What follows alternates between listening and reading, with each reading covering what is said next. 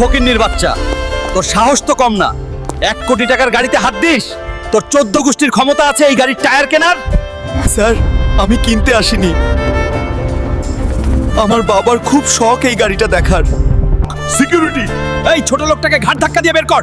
আর শোন, এর বাপকেও দুটো লাথি দিবি। আমার বাবাকে অপমান, এই অপমানের শোধ আমি নেব ম্যানেজার। আমি ফিরে আসব।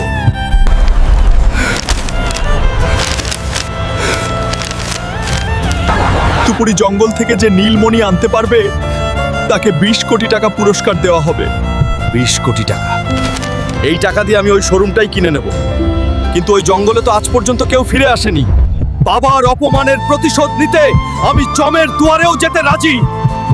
এই জঙ্গলের ভিতরে হাঁটতেই তো ভয় করতেছে, না জানি সামনে কোনো বিপদ আছে। আমার মনি নিতে এসেছিস? আজ তোকে পুড়িয়ে ছাই করে দেব। এর শক্তি তো অনেক বেশি। আমি তো হেরে যাচ্ছি। বন্ধুরা, আমি হেরে গেলে বাবার অপমানের শোধ নিতে পারবো না। তোমরা কি চাও ওই অহংকারী ম্যানেজার জিতুক? না চাইলে জলদি ভিডিওতে একটা লাইক আর সাবস্ক্রাইব করে আমাকে শক্তি দাও প্লিজ। ধন্যবাদ বন্ধুরা। এবার দেখ আমার পাওয়ার।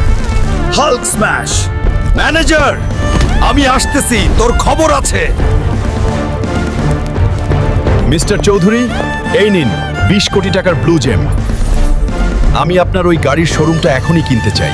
এটা তো আসল। ঠিক আছে হাল্ক সাহেব, ডিল পাকা। আজ থেকে ওই শোরুমের মালিক আপনি। চলুন, আমি নিজে গিয়ে আপনাকে চেয়ারে বসিয়ে দিয়ে আসবো। আরে বড় সাহেব যে।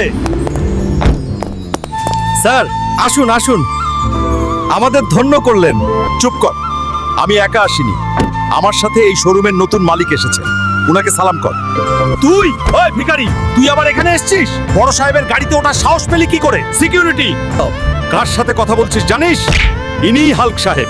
আজ থেকে এই শোরুমের মালিক আমি না, ইনি। কি রে ম্যানেজার, 1 কোটি টাকার গাড়ি কেনার ক্ষমতা নেই বলেছিলি না? এখন তো পুরো শোরুমটাই কিনে নিলাম। স্যার, আমাকে মাফ করে দিন। আমার ছোট ছোট বাচ্চা আছে স্যার, আমার চাকরিটা খাবেন না। ঠিক আছে, তোর চাকরি থাকবে, তবে ম্যানেজার হিসেবে না। এই নে ব্রাশ। আজ থেকে তুই এই শোরুমের বাথরুম পরিষ্কার করবি। আর হ্যাঁ, রোজ আমার বাবার জুতোগুলোও পালিশ করে দিবি। যা, কাজে লাগ।